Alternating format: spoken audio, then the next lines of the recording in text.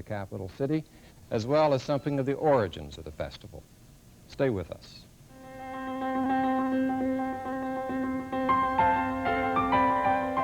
This is Austin Faith Dialogue, a public affairs program discussing the important crossroad of religion in life, produced by Austin Metropolitan Ministries in cooperation with KTBC TV. Austin Faith Dialogue highlights the interaction of the religious community with the social and cultural issues throughout our area. Now, today's edition of Austin Faith Dialogue.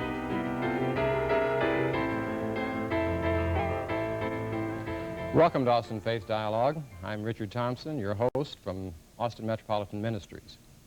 And it is through Austin Metropolitan Ministries that the Thanksgiving community-wide service has been held for the last 8 years on the Sunday before the great national holiday. And this year, again, at St. Matthew's Episcopal Church at 3 o'clock this afternoon, it's going to be held again. And we're going to be learning more about what will make this particular year a distinctive one in terms of that worship service. Then later in the show, we're going to be hearing from one of our original Pilgrim Foremothers, as played by a person from the Congregational Church, and how the whole holiday originated. But first, let's turn to the local scene and to Father Don Sawyer of the Maronite Catholic Church here in town. Yeah, thank you. Father Don, we're glad to have you. Yeah, it's good to be here. And you're helping organize the worship service this year. And yeah, correct. I'm the chairman for the Interreligious Committee, and we've been working on this Thanksgiving service. As you know, last year our parish hosted it, and I'm proud to say that it was an excellent turnout. We had over 450 people in attendance, and it was unique and different occasion, but it was very super. Well, now, tell us a little bit about how this presents itself in terms of being interreligious. How do you find that happening in the service? It's been interreligious. First of all, we've asked input from all the different faith communities for initial meeting.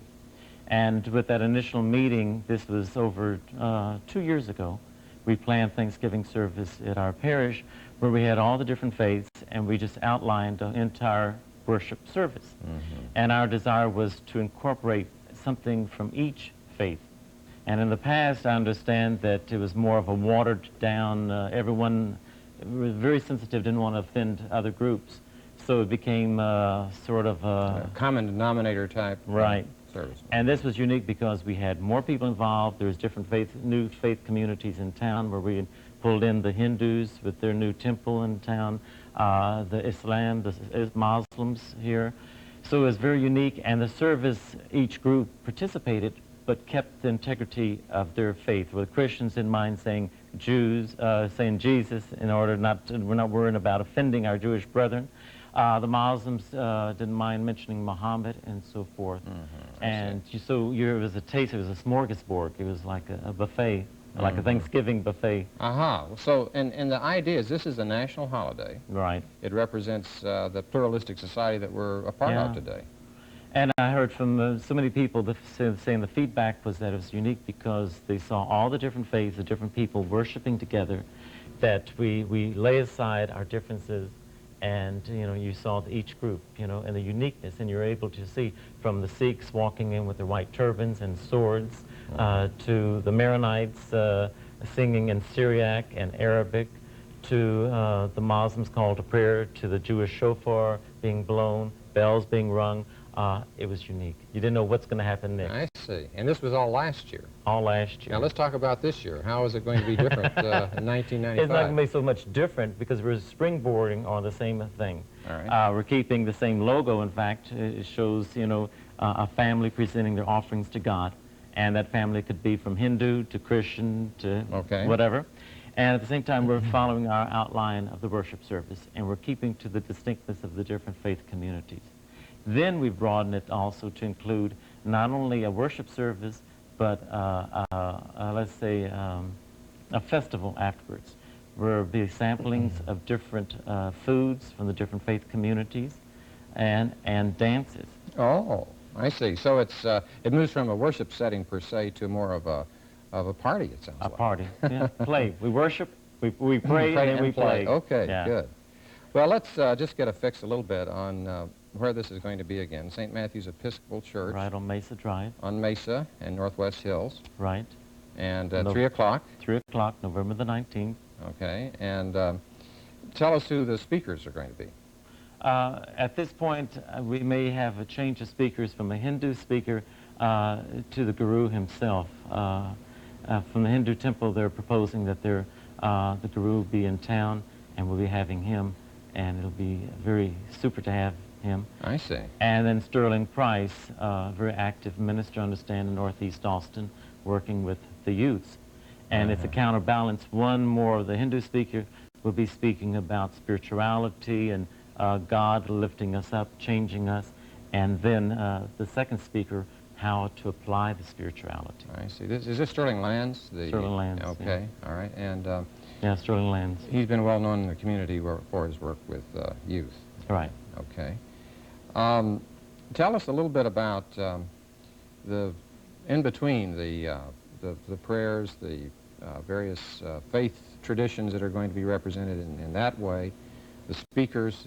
What about the music? How does that play into it? Well, the music will have, for like the openings, we'll have from the Jewish shofar being blown, bells being rung, chants, the Muslim call to prayer. That's unique. And then the music will be a composition. There's a group in Austin that be, you could tell me, the Southern Gospel group, and they're composing a hymn just for the occasion of Thanksgiving hymn, and which is very unique. And then at the end, we're planning on having bagpipes leading us out Oh, is that right? into the Got a little Presbyterian touch on that one. little Scots. Yes, it's unique, and we're having also like for the offertory, for the love offering, we're having Vietnamese dance troupe from Holy Martyrs Vietnamese Catholic Church. Oh. Be doing a liturgical dance, traditional Vietnamese style, and with Vietnamese music accompanying that. So once again, you'll have a Thanksgiving smorgasbord of faith and music. I see. Yeah.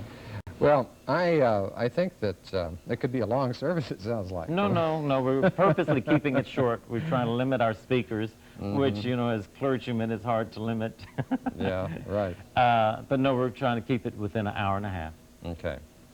Well, I think it's worth noting in terms of the uniqueness, not only of this year, in this particular way, but the fact that this is the only Austin-wide, metropolitan-wide joint Thanksgiving service that or celebration that I know about. And the only one I know of in town. And it's so unique because we wanted to witness to Austin. We have, for one, is that we have such a diverse group of people here and different faiths. It's not homogenous by any means. And yet we lay aside differences that we unite in thanking God for all that we have. It's a very American theme. And that's what everyone commented from last year. It was so unique that to see the different people worshiping in their styles, their own styles, and we could come together very joyfully and peacefully. Well, you know, it's interesting the way you talked about last year is because you have your choice. You can go to the common denominator type service where you try to kind of eliminate anything that would be offensive to anyone. Or potentially that way, Or politically correct. Politically correct, and you go to, well, this is the way we do our thing. We're going to incorporate this into the service, and let's all Exactly.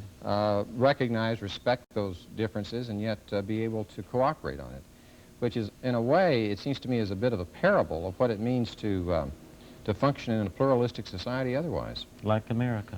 Yeah. Very much so. I think that's the drawing card for everyone. Everyone's uniqueness worship. We accept each other as we're different, and we relish, celebrate the differences. Vive la différence, as they would say in French. Oui, monsieur. Okay, well, let's, in the few minutes we have left here, I'd like to just reflect with you a little bit upon Austin as a pluralistic community. I mean, reflecting the larger society, but it seems to me in Austin, we have, I know I had occasion to be in Europe not too long ago, and here was a CNN special, international news, focusing, of all things, on Austin. And it happened that the occasion was the dedication of the Hindu temple here.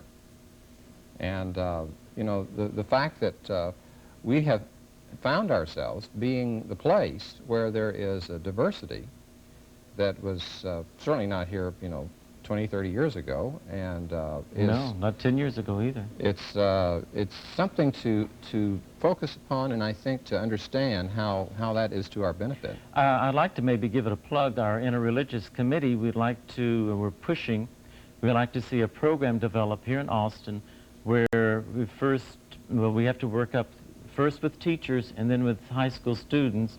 We'll have a tour of the different faith communities that are present in Austin.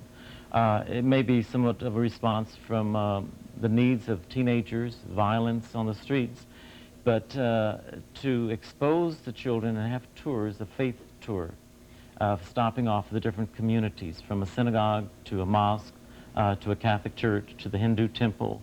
And we're hoping to launch this in this coming year. In 1996. Yes. So that will be something in cooperation with Austin Independent School District that you'll be doing? Hopefully we have them cooperate. We have to see. We haven't approached them yet, but we're trying to lay out the faith communities and the church denominations, faith communities are involved with Austin Metro Ministries, and then broaden it to teachers. And after the teachers have gone on it, they know what it's about, and then working with Austin Independent School District. Oh, I see. In other words, you do kind of an orientation for the instructors to see what it is and then see how it works out into maybe the curriculum. Because it'd be a great tool where the students are aware of the differences and the tolerations for all the differences, the beauty, and encouraging them to have a faith community, be proud of it, be proud to be Christian or Jew or Muslim or Hindu, Sikh, Baha'i, whatever. Right.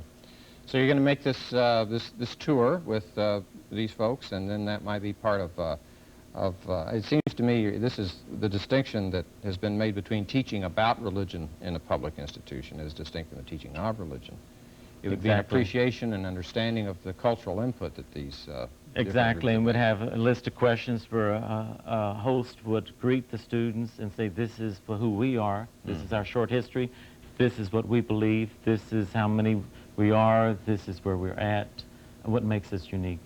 Well, it's very positive, yeah. We may have occasion to do a program just on that, because I think that it's being generated through AMM, Austin Metropolitan Ministries again. Exactly. And a particular group called the what? The Interreligious Committee. Interreligious Committee. Yeah, we've been charged with the Thanksgiving service and description of more interreligious interaction. So we've really gone to town with this. Okay. Yeah, we have a great group of people, so. Yeah. You're going to be preaching about Thanksgiving this year in your church. I do it every Sunday. Every Sunday. Ah, there you go. In other words, gratitude as an attitude that is part of your faith. No, I'll be preaching about it. We hope to have a good turnout from Our Lady's Maronite Parish. Our people, first it was something new that when we hosted last year, everyone was shocked. But people were just, I thought some were going to have reaction to other faiths being on our altar area. But it worked out well. It was super. Yeah. They were so proud. They were so happy. That's great. Yeah. So Well, we look forward to this year's and look forward to people in Austin coming out. Anyone comes out going to enjoy. Good. Yeah. And we'll look forward to the party afterwards as well. Yeah, the party. Sampling the different foods and seeing dances. Father Don Sawyer, you've been a real pleasure to have on our show today. Oh, thank you. And as we Does that return... mean you're going to ask me back, huh? I'll have you back, right. And when we return, we're going to be having someone who's reenacting an original Pilgrim Foremother with us, so stay tuned. Serving Austin means serving you. That has always been the primary goal of Austin Metropolitan Ministries. We are religion in action through the work of these organizations. Each plays a key role in making the capital city a better place to live, but we can't do it alone. Do you have some spare time, talents, or any resources that you can share? If you do, please call AMM at 472-7627, because serving Austin means serving you.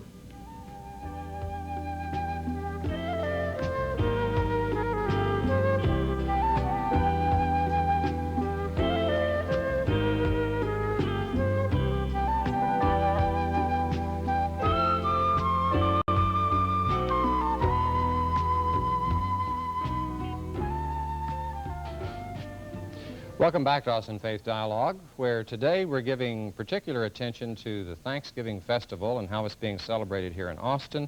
And now turning to the way it was originally celebrated in Plymouth Colony.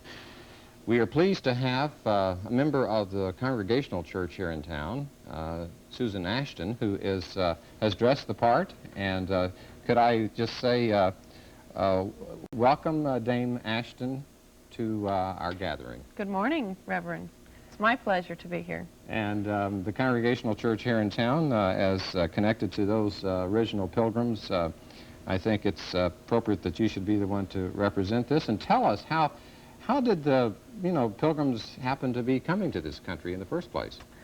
Well, in England in the early 1600s, King James was the ruler and was telling everybody what they should do in prayer and how their religion should be. And we began to think that that was too strict on us. And so we decided we would like to observe God in our own way. And we kind of started having secret meetings and secret prayer groups. And King James didn't like that too much. We were punished or put to jail or... You suffered for it. Yes.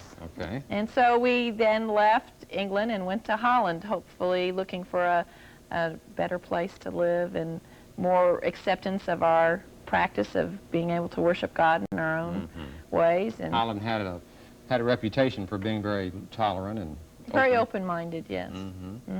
But what happened that you didn't stay there?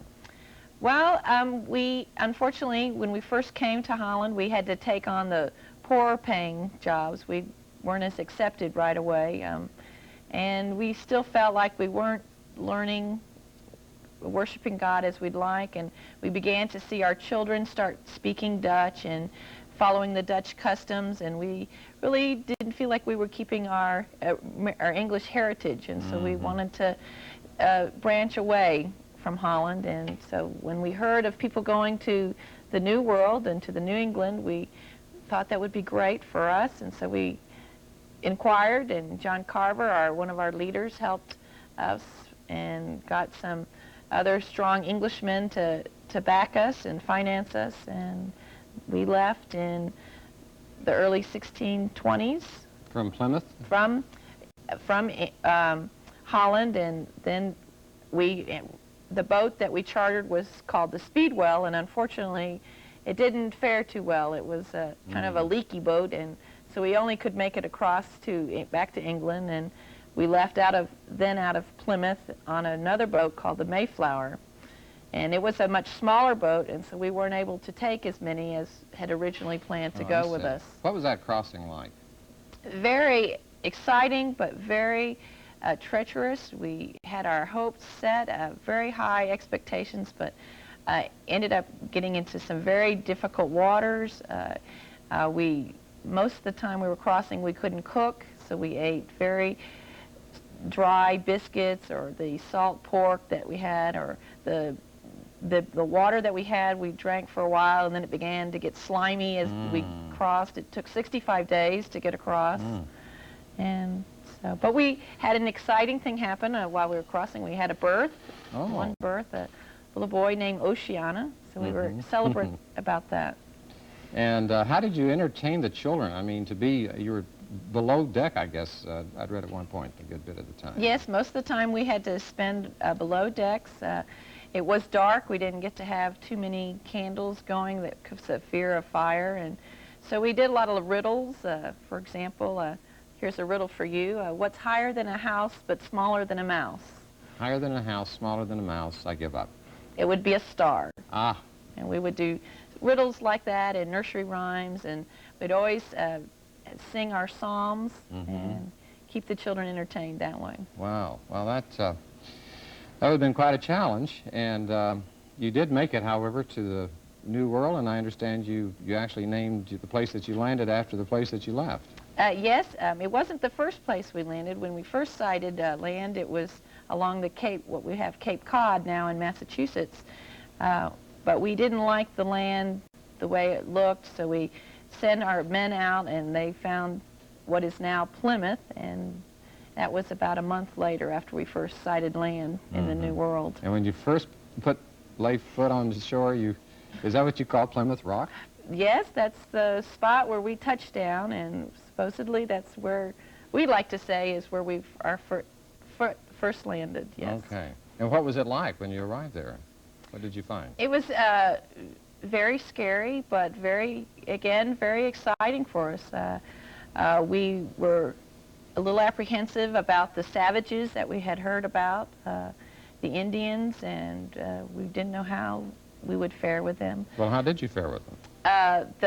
At first, we had confrontations with a few that we came encounter with, but then there was a really nice Indian who came to our town, just showed up in the middle of our village one day. His name was Squanto, and he, from the history, we learned that he had been a slave in England, captured by an Englishman, and that's how come he had learned English. Oh. But he had then escaped back to the New World and was there, and he welcomed us and was able to be an interpreter for us, and he then introduced us to Massasoit, which was one of the chiefs, and through Massasoit and our William Bradford, which was one of our first governors, we set up our treaty between the Indians, and for the whole life of Chief Massasoit, we did not have any trouble with Indians, and he lived until 1661.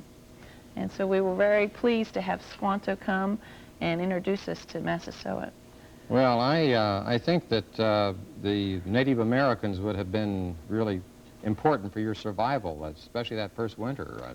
Yes, they knew about corn, and corn is a product that cannot just grow on its own. Somehow it has to be cultivated. You can't just throw corn seeds out. You have to tend it. And the Indians knew about this, and that was one of the first crops that they taught us. The Indians showed us that if you dig a hole and then to fertilize the ground, they would use fish. And so if you put 3 fish in a hole and then 5 corn seeds on and then cover it up, your corn would grow healthier and more fertile and stronger. And so they were very instrumental in us, showing us where the game was found, how to catch fish in streams. So you were grateful to them for their Very help. grateful. And you invited them to your first Thanksgiving feast. I've read that in history books. Yes, in 1661, in late October, we had our first harvest, which was very plentiful. And since we had already established our treaty with Chief Massasoit, we invited them to our first Thanksgiving, and we had a wonderful turnout. We had almost more Indians than there were pilgrims at the time. In 1621. Yes, sir. Well, now, I see you've got something on your lap here. Well, I just made you a sampling of the type of hard biscuit that would be you would have at this first Thanksgiving. I see. This is made out of corn and water, and that's about all. and this is for me to take a little bite Sure, out you may here? have. Okay. It may not taste to your taste buds. We didn't have salt to use. Well, it's dietetically correct then. Well, I would say that is quite tasty, and I much appreciate your sharing this Well, with me. thank you. We lived on those for quite a long while. This was a very strong staple. We had it for breakfast. It was then in your lunch, and it was then at your evening meal also. So corn, we did find many, many uses for corn. Well, now, I have understood that the original term for your group was not pilgrims. You didn't call yourself that. That was later generations, but you, something like separatists, was that? Yes, in England, that was what we were called because of King James. We were separating away from his doctrine, and the word pilgrim comes in because we went ahead and traveled in search of new religious freedom. Okay. And there were other groups at the time, for example, my church, who is congregational based. They were also a group of people who were looking for religious freedom, and they were following a man named Robert Brown, and they were called Brownies in the early 1600s. And then when they came across as pilgrims, they settled mainly in Connecticut. Well, I understand that the Congregational Church here in Austin, that's been here since the 1920s out in the university area, is one that has continued that tradition locally. You've been a part of that church, and I understand you're also, you've got some actual relationship to some of these founding forefathers and mothers. Can you tell us about that? Sure. My grandmother has been doing a lot of genealogy on her own and doing a lot of research, and she has gone back along her mother's line, her mom's lineage, and found a gentleman named John Peet. who in the early 1600s was living in Derbyshire, England, and did not like King James's thoughts, and he became a follower of Robert Browning, and he then traveled to Connecticut in 1635 on a boat called the Hopewell. And so he established my grounds there in Connecticut. Okay, and so you've had this kind of as part of your family tradition, and by the way, can you say anything about your pilgrim attire? How that? Well, today this is my Sunday best.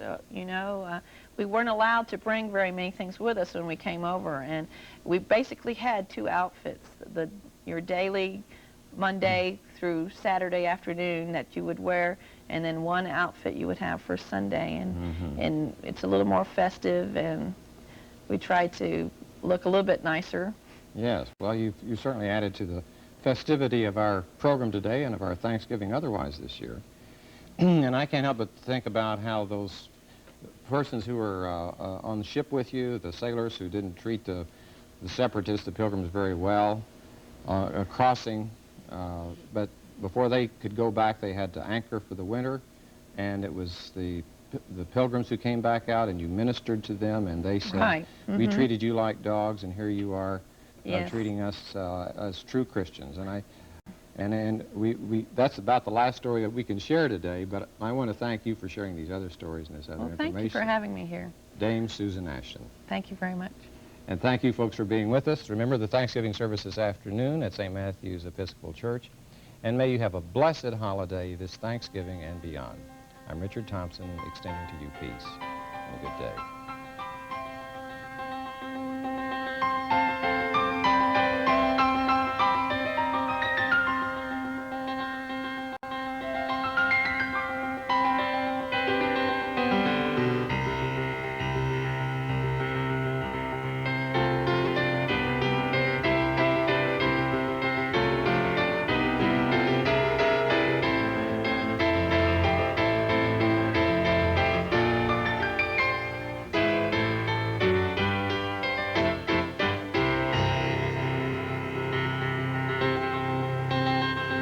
For more information, call Austin Metropolitan Ministries at 470